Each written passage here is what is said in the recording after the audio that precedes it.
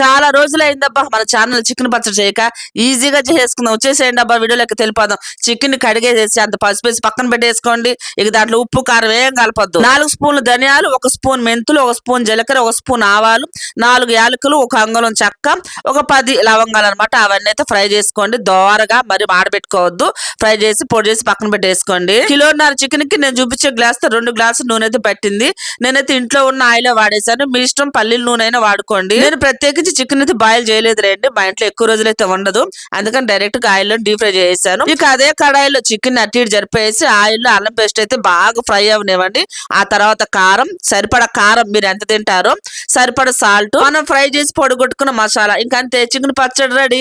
పెద్ద కష్టపడాల్సిన అవసరమే లేదు, చాలా ఈజీ ప్రాసెస్. బాగా అంటే బాగా చల్లారాలి పచ్చడి. అప్పుడైతేనే నిమ్మకాయ పులుసు పోసుకోండి. ఇక వేడి వేడి అన్నంలో తింటే ఉంటది స్వర్గమే అబ్బా. చేసుకోండి అబ్బా. ఉంటాయి అందరికి బై.